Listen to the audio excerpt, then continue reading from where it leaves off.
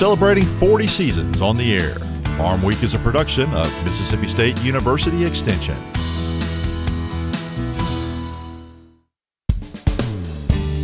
Today on Farm Week, Mississippi beef producers are learning the latest developments in cattle health and consumer safety at a recent field day.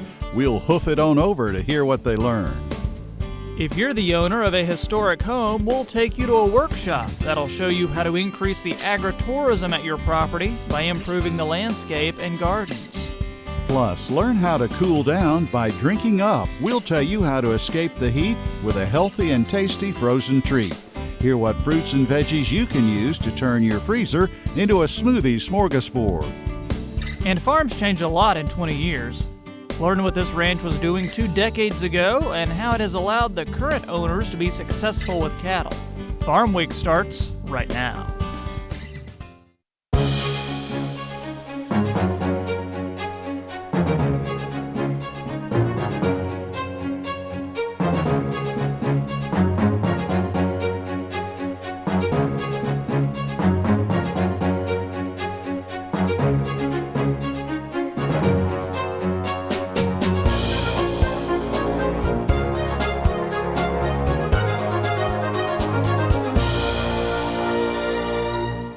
Hello everyone, I'm Leighton Spann. And I'm Troy Moling. Thanks for joining us today here on Farm Week. It's a big day, isn't it? Oh yeah. You want to tell everybody what it is? Well, I'd love to. This is the final show of Farm Week's 40th season. Yeah, how about that? 40 seasons on the air. We've covered a lot in that time, and our first story today takes us to South Mississippi, where cattle producers had a chance to learn some ways to improve health in their herds. You want to tell us about it? That's right, Troy. Healthy cows, of course, mean happy producers. And at a recent field day, farmers learned the two go hand in hand.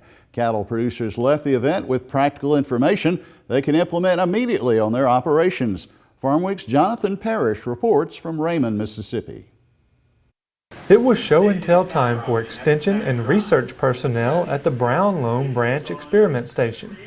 Beef cattle producers came to Raymond for a first-hand look at all that's new for their industry, as well as what's being developed. These field days are really important for a number of reasons. So first of all, I think it shows the producers what is being done at our experiment stations. So the quality of research that we do at Mississippi State, it really is practical, and we do things that the producer can take home and immediately make an impact on his or her operation. The biggest development in improving the health of beef cattle herds went into effect nationally this year and was emphasized at the field day. Known as the Veterinary Feed Directive, or VFD, the regulation is a whole new ballgame for the beef industry. It's going to totally change how producers buy feed for and antibiotics. They're going to have a new relationship with their veterinarian, that may be something that they haven't had in the past because these are all new regulations. Another thing is just new research coming out that they may not be aware of, and trying to educate them on some new things that are coming on the market. Because beef is a food product, the field day event also focused on the need for producers in Mississippi to keep that product safe, affordable, and wholesome. Agriculture is important to all the citizens in the state of Mississippi. We're here because we're producing a food product. People that raise beef cattle, that raise livestock, produce a food product, and we want to make sure that we're producing the safest and most wholesome quality product that we have. So at the same time, we also know that agriculture is a business. We want to keep our producers profitable, and we want to keep our animals healthy.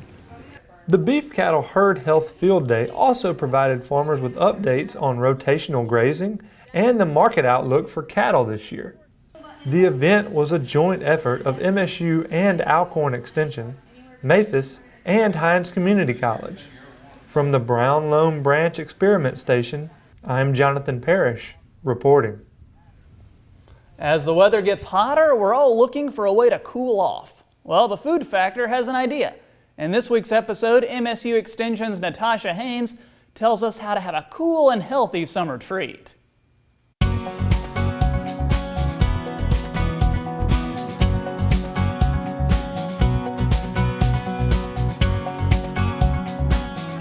Here on the Food Factor, we love to make fresh fruit smoothies in the summertime. But it can be a hassle putting all the ingredients together over and over. The solution? Make Ahead Starter Smoothie Packs. Make Ahead Starter Packs will turn your freezer into a custom smoothie shop, ready for signature smoothies at a moment's notice. To begin, you've got to decide on your favorite ingredients. Pinterest is full of great smoothie recipes, so start with some research there and make a list. After you've gathered your fruits and veggies, create an assembly line. You can use large tumblers to hold open your bags while you work. Be sure to cut your fruit into small pieces so they are easier for your blender to handle. And remember to freeze berries individually before adding to the bags so they don't stick together in large chunks. Do the same with yogurt portions. Try freezing in ice cube trays to avoid a frozen clumpy mess. Make Ahead Starter Packs can give you a variety of smoothies all summer long. It's time to make healthy food a factor in your life. Those look good. For more smoothie starter pack recipes, visit the Food Factor Pinterest page at Mississippi State University Extension. Historic buildings are often overlooked as potential income sources. One reason could be that owners of historic bed and breakfasts, museums, and other properties need some guidance to generate customers and profit. But as Farmweek's Amy Myers shows us, Mississippi State University Extension offers practical resources for developing a successful small business. Participants at the Know Your Roots workshop in Vicksburg, Mississippi learned that putting their own unique spin on their historic facility can be the key to success. Community Development Specialist Rachel Carter says this can involve historic home tours, specialty cuisine and beverages at a bed and breakfast, or offering products from an on-site garden. Owners can even host floral or cooking workshops at their venue. People just want to know, how can I use the resources or my property to generate revenue so that I can hold on to it, especially with historical properties, because a lot of times they have a lot of sentimental value, but people want to figure out a way to justify keeping those properties and the upkeep. And so people want to know, how can they use those properties to make money? How do they reach their target audience? What prices do they offer, and what profit can they expect to have? In general, if you just do blanket marketing to just the general public, then it's going to be very, very hard to reach the audiences that you truly want to reach. The key thing is for people to think about what makes their property and their ideas unique, and then what partnerships can they build in the community to maybe enhance that product and enhance the experience for their customer.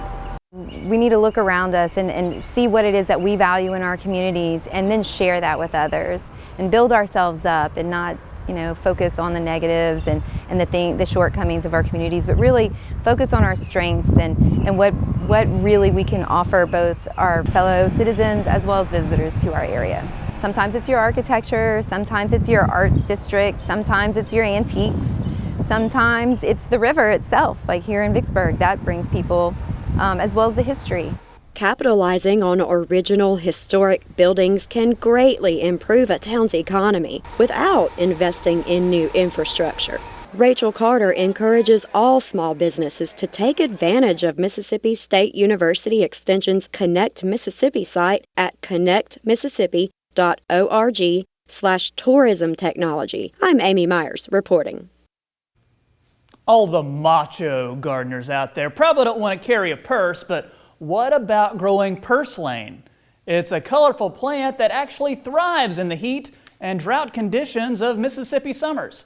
In this week's Southern Gardening segment, Extension horticulturist Dr. Gary Bachman tells us about this hot weather favorite.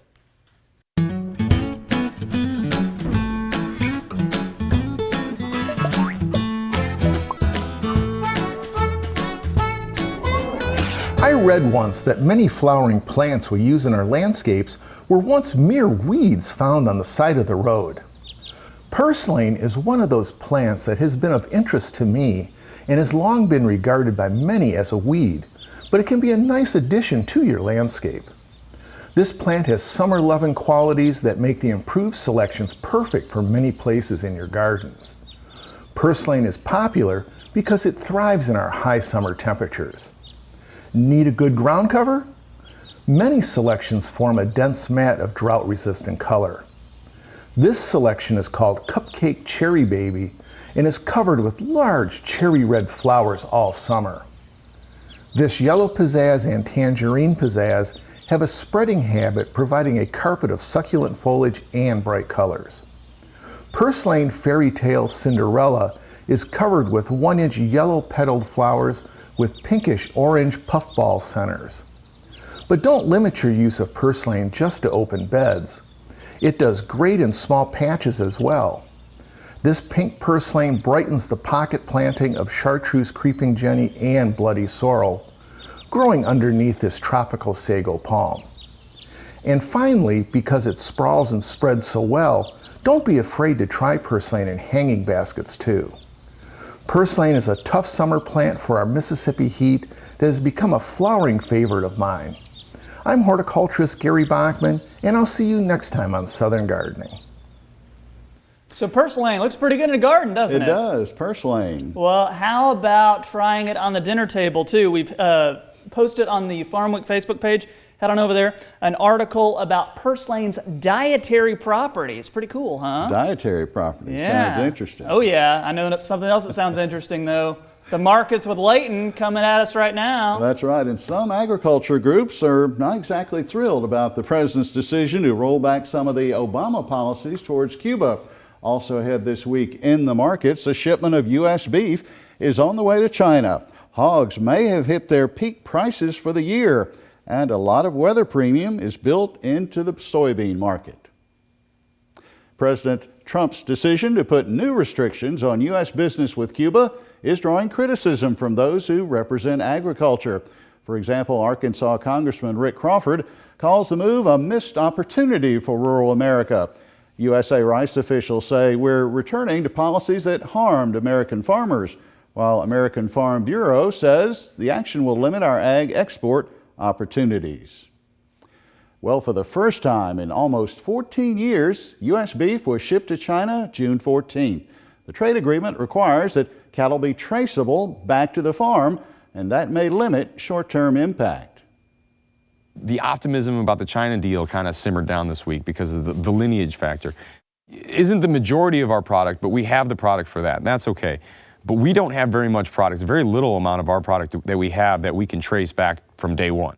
It's very complicated. We're not set up for that, at least for the most part. And the question is, how long are we going to do it, and is it really worth it? So we lost some optimism on that. The U.S. hog market may have reached peak pricing for the year at this point. Trader John Roach says the seasonal warm-up in temperatures is one reason prices may stagnate past mid-June. And if you were standing back, putting together a plan some weeks or months ago, you would have been, at this point in here, I'm going to start hedging them up. And I think that's what you should be doing. I think you should be looking out into the balance of this year and trying to find some prices that you can be satisfied and put some protection underneath them. Time now for our trivia quiz. Our question today, it's a good one because we're here in June, National Dairy Month. And here's the question: how many American adults think chocolate milk comes from brown cows? Is the answer A, 2%, B, 4%, C, 7%, or D, 11%? We'll have the answer coming up. We're going to pause for a short break, but don't go anywhere. With no shortage of soybeans, what's a seller to do? Layton will tell us in the second half of the markets. And we've got a really fun feature story today. Join us as we head back to a place that Farmweek first visited 20 years ago. You'll see how the ideas put into place then have made this farm very successful today. Stay with us. Every day, real people are solving problems, learning skills, and achieving goals through extension education. We care about their success and yours. Extending knowledge, changing lives. The MSU Extension Service. You've still got time to be part of an exciting agricultural opportunity. Take a look in this week's Farm Week Focus. Shortly after I was hired, in a conversation with Dr. Jackson, the Director of Extension here, we kind of had some similar ideas on some leadership programming for the agriculture industry. And so this was kind of a combined brainchild. We will strive to have a class that is about 50% primary producers, so our farmers and ranchers who do that as the primary role, the primary income, and then About 50% or up to 50% who work in those allied industries. So whether they're ag lenders, ag lawyers, input salesmen, equipment salesmen, folks of that nature. There's 9 seminars total over the course of 22 months. 6 of those seminars are in-state, so we'll be here in Starkville. We'll have seminars at each of the research and extension centers around the state so we can showcase the different regions. We'll travel to another state for a seminar. We'll travel to Washington, D.C. for a policy seminar.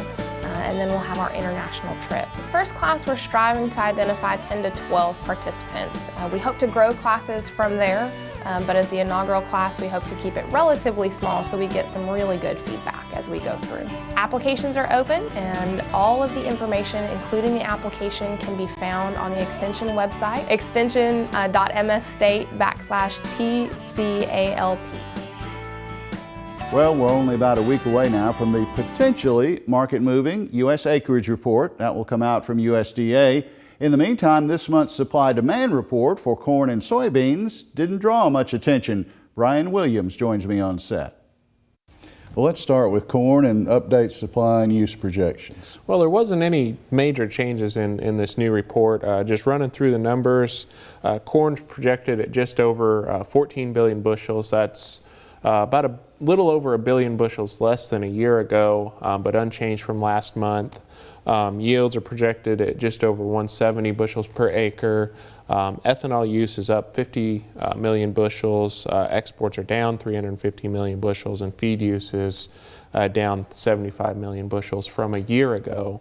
But all of these were the same as last month's numbers. Is that unusual, no change from month to month on a major commodity? At this time of year, it's really not all that unusual. We're kind of anticipating the new acreage report coming out the end of June.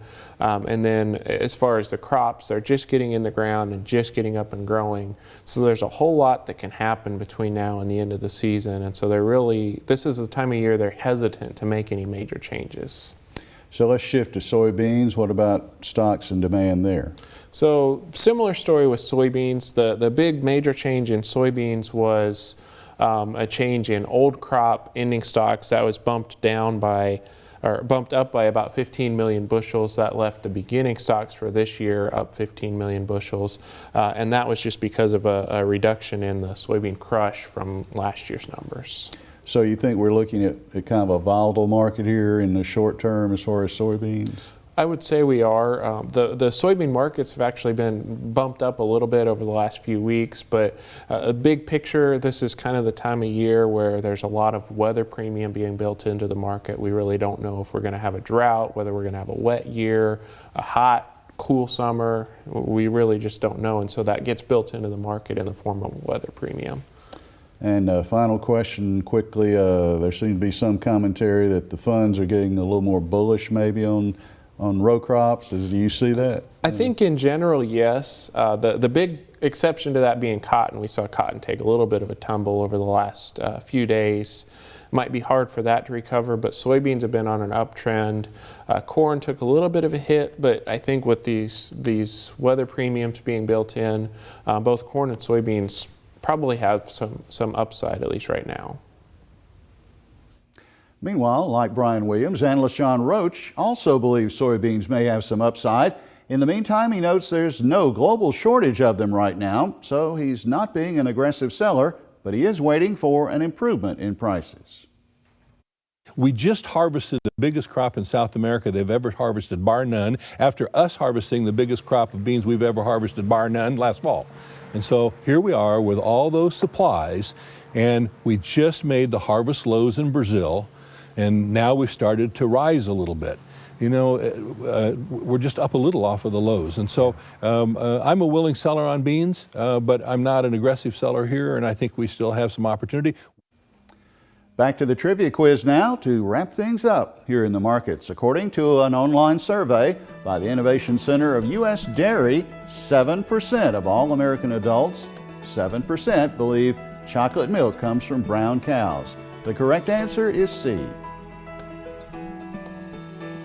Next week, Farm Week will begin its 41st season. That's over 2,000 shows. So it's only natural that in 4 decades of covering Mississippi agriculture, sometimes you're bound to visit the same farm more than once. Well, that's what happened this time, and 20 years later, the owners are not only surviving, but thriving.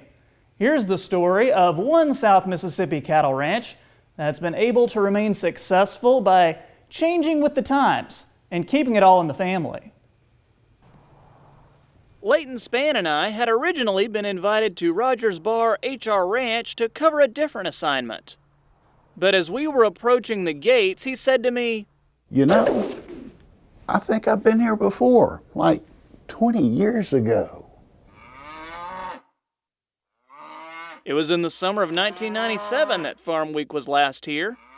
Back then, Rogers Bar HR was headed up by Dr. Harlan Rogers, a retired dentist turned grass farmer. Sure, the ranch still had cattle, but Farmweek was on the scene to learn how Dr. Rogers' management of Marshall ryegrass and rotational grazing was making his pasture one of the best in the nation. Fast forward 20 years, and our cameras are a lot better, but the entrance hasn't changed. Neither has the Rogers name. But the way the farm operates is much different. You'll still find acres of lush pasture, but the beautiful white Charolais cattle is what's taking center stage these days. Our Charolais bulls outdo every breed there, so we've been real pleased about that. Harlan's son Doug owns the farm now. He was the ranch manager when Farmweek first came around. You know, I look at cattle every day. Just when you had 80 acres and you just threw your cows out, you didn't see them maybe once a week or something like that. Now this West Point grad turned beef extraordinaire spends his days sharing in his knowledge of Charolais. Charolais cattle were imported from France. They're a white breed in color, and what they do is they grow real fast and they put on weight efficiently. It takes fewer pounds to put on a pound of beef with Charolais than any other breed. We're the largest Charolais ranch in the southeast. To find more Charolais cattle, you'd have to go to Montana. It's not a distinction that happened overnight. Harlan already had a plan for his animals back in 1997, and he wasn't shy to share it with us. It's no secret I've been wanting the best purebred Charolais herd in the United States, and probably thus the world. And we're well on our way to that objective, and we intend to reach it. And we've had the top bulls off there for the years. The wall outside Doug's office is proof he's been honoring his late father's wishes. Cattle from the ranch have graced the cover of the Charolais Journal. The farm was honored with the Beef Improvement Federation's Pioneer Award.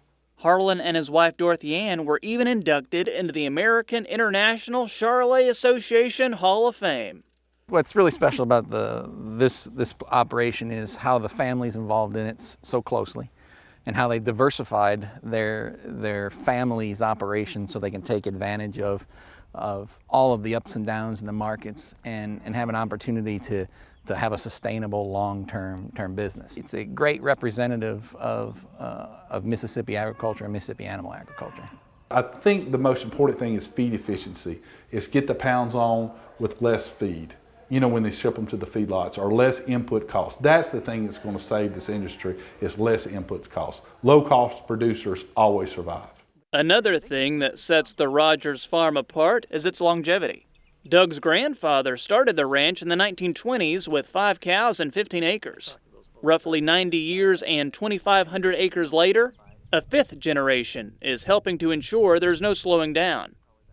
Doug's niece Shannon, her husband Levi, and their son Rhett are seeing to that. Lo and behold, I met my husband in college, and he was a cattle farmer and just kind of slowly roped me into the business, and now I do all of his bookkeeping, and I have an animal health store, and it's just been an incredible journey, really. Now we have a little boy, and he's got this genetic defect of loving cattle and wanting to be around them all the time, so it's really a dream come true. It's a testament to the hard work and planning of the Rogers clan, but also to the Magnolia State's natural land. Well, Mississippi is a great place to raise cattle. We have an environment, relatively consistent rainfall, really high quality forages a good part of the year. The challenges with any commodity type business is pricing and fluctuations in those prices, and that's probably the biggest challenge our producers face is that variation in price year over year. But the producers in Mississippi are relatively progressive. They use modern technologies, modern techniques, modern genetics, and produce a very high quality animal. So I think the future of beef production in Mississippi is very bright. Doug and his family are grabbing the proverbial bull by the horns to take on the challenge. And at this rate, in another 20 years, Farmweek will be back again. But if Doug has anything to say about it, we won't be here doing another grass story. After all, it's his least favorite part of the cattle industry. Because it's labor intense and it's machinery intense. I don't particularly like machinery. The least amount of equipment you can own, the better off you are. From Collins, Mississippi, I'm Troy Moling. 20 years ago, can you believe it? And I was there for both of them. You sure were. Thanks for your help with that story. And get this, if you want to see the original story from 1997, we've posted that on the Farmweek Facebook page. So go ahead and check it out. I think you'll enjoy hearing from all the folks in that story and what they had to say. So that's going to wrap it up for this show. But next week, first show of season 41. Want to tell us about it? Well, we'll be talking to an expert who'll give us some pointers on the proper way to shade cattle to keep them happy, healthy, and productive during the upcoming hot summer days. And the Food Factor steps outside the kitchen to speak with a nutritionist about what you can do to eat well and live healthy. Plus, talk about a hole-in-one. We'll bring you the story of a livestock farm turned golf course. Hear how the farmer behind the idea made his vision a reality. That's going to do it for us. Thanks for joining us. I'm Troy Moling. And I'm Leighton Spann. We'll see you next time.